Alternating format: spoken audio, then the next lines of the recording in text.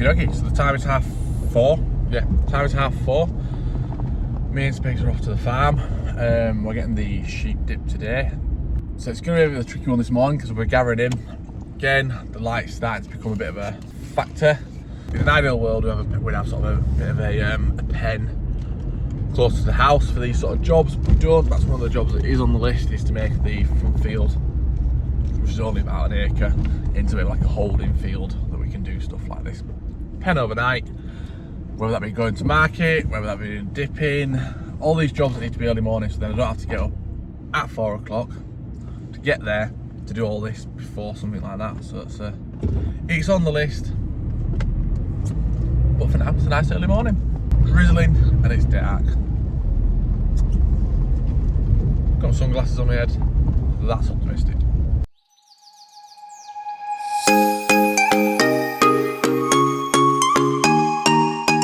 The dip has arrived. These are all the ones waiting. A few have gone through already. So they go into here and they go up the line, and then that man there is just swirling them round, and then they stand there to dry off. So they go in there. That's where they dry off, and then they come running down here, and then they all go out the back and then back into the field.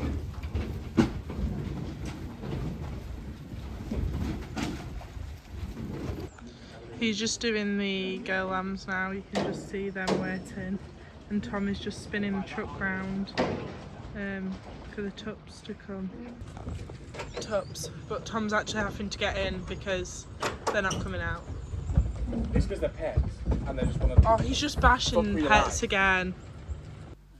So the actual process of dipping each individual sheep does cause them a little bit of stress, as you can imagine, because you dunk them underwater. However, this is vastly outweighed by the health benefits long term for the sheep. So the rest of the process, we do like to keep nice and calm, pushing them up the race, no real stress, let them walk up in the dunk. You dunk about 2 or 3 at a time, keeping it all steady, because there's no point stressing them out before a stressful situation. And then they go out the other side and they're happy as Larry. So the big question is, why do we dunk the sheep in a big vat of water, swill them round, dunk them round a few more times and send them out the other side? The main reason we do this is for a condition called scab. Scab is a little parasite that loves to crawl on the skin, and it's about as infectious as it gets. It will jump from one sheep to another sheep very easily, and before you know it, your entire flock look horrendous. They look scabby, like it says on the tin, emaciated, and it just does them no good. It takes away a lot of their condition and can turn them anemic as well. This in turn has a massive knock-on effect for our ewes' ability to reproduce, as well as our tups' ability to be fertile. So one of the reasons we dip at this time of year before the tups go in is to give the sheep the best chance to be as fertile as possible come tupping time. So we're around about 2 to 3 weeks out from tupping time now. And the second time of year we'll dip will usually be very late spring, early summer. So we'll opt for when the lambs are old enough to be dipped themselves. So for us, that'll be around about June, July time.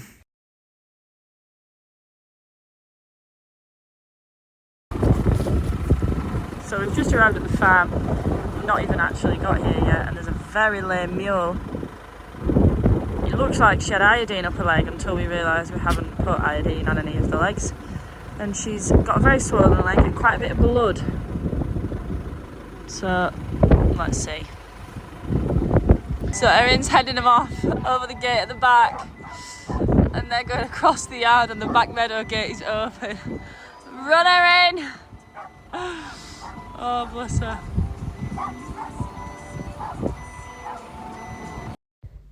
As usual, no day is like the other on the farm with us. So Tom had managed to catch this ewe. Erin headed off from the back of the buildings. It turns out she has some kind of foot infection. We're not entirely sure how this has happened. It looks like it could possibly have been an abscess that's burst out, but that would be a major coincidence, as she would be the second in about 2 weeks that's happened to. So not entirely sure. It just could be old maggot problems that she's had in the past that we've not quite picked up on. But there it is. Not so lovely as that.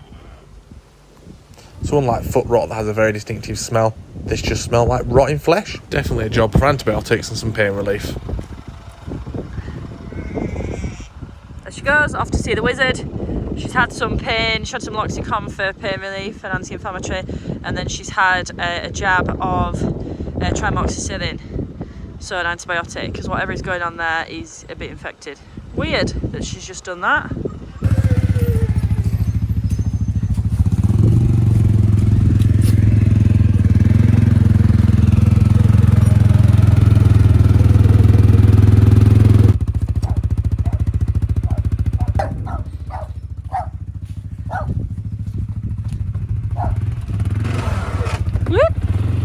Can't find it, grind it.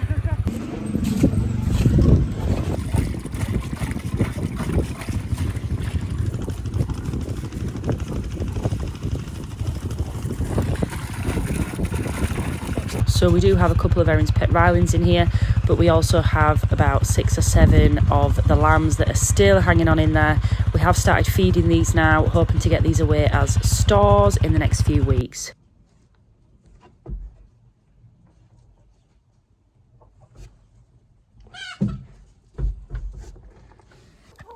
So blind girl's looking a bit better.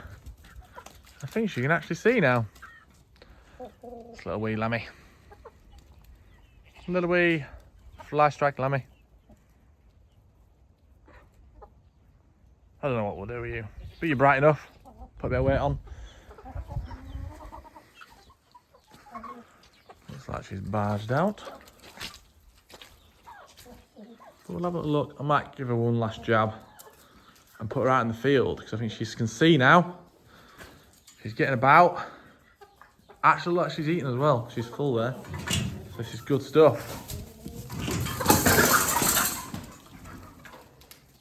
Lively. Okie dokie, so it's the day after dipping. It was a gloomy day. Just checking everything over. After they're dipped, it's just good to check them over. Sometimes if they've already had a bit of an underlying health condition, it can just sort of be enough that tips them. But no, everything's looking well so far. I have just let out blind girl as well. Now her eye was still a bit cloudy, but it didn't look gunky anymore. She's looking a lot better. So, and she just wasn't eating inside. So although, yep, not fully perfect, she'll do better outside. But what I have done, you might just be able to see her running over there with the back of blue head.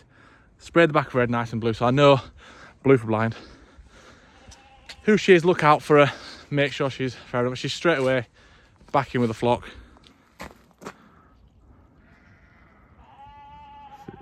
There you can see she's at the front. Blue head there. So she's back in and she'll probably do a lot better now. That's fly strike lamb. Following up the track. Again, she'll do better when she's out here with some more sheep. I'm not getting headbutted by blind girl. I have actually got the quad keys today, but I just, I want to go on foot. I like going around on foot. That's one kid with a one eye. Guess who's following me on my rounds?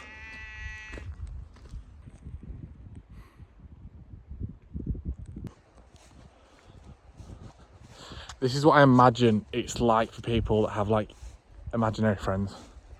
Maybe this is the first sign of insanity. Maybe there actually isn't any goats there and I'm just losing my marbles. Everywhere I go. Follow me around. I don't actually own any goats, I'm just going insane. Do you know what I do find interesting? Just by their very design, naturally the mules and the cluns seem to emigrate down here. The only ones that ever go up at the top of the farm, and that's a lot further up than you realise, the Swaledales and the longs. The mules and the cluns just stay down low, and the goats. But yeah, the Swaledales and the longs always get up high. And there's quite a difference, it's probably about a couple hundred metres difference there. From the bottom of the farm, down the very bottom, I've got this field cut off at the moment, all the way up to the top. So I put 3 Vitalix in,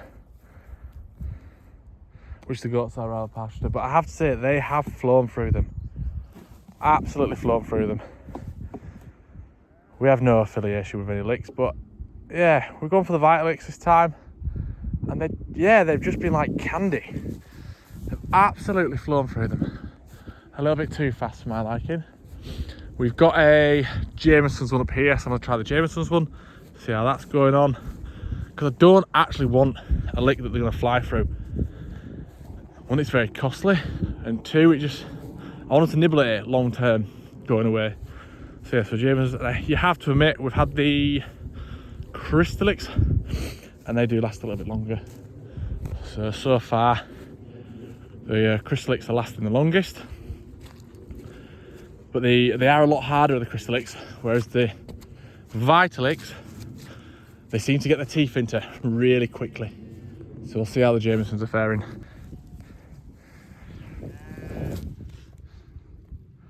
This Jameson's one, it's been in, I'm trying to think how long it's been in now. Been in since about Monday, I think, and it's just, they're a bit harder, they just can't get the teeth in as much, and the more they lick it rather than chew chunks of it. They definitely like it, but they just don't get as much as it. Hey, you're lame. Quite a few lame, still. I need to stop being tight and get a, I don't want a foot vax because that can sometimes be contraindicated what other medicines you can give them, but I definitely want a foot bath. But I just need to stop being a tight ass and buy a foot bath. But I refuse to pay like 300 quid for a plastic tub that they walk through. It just seems extortionate to me. And I keep kidding myself that I'm gonna get one in auction cheap, but then a second hand one's still selling for like 150 quid. So if anyone has any recommendations for foot bathing without blowing the bank, yeah, let me know. Now I know long term people say that the foot looks like a sponge that people walk across. They're cost effective. Long term, use less fluid, less runoff, yada yada. So expensive up front. I'd rather buy more sheep. Always at the food store.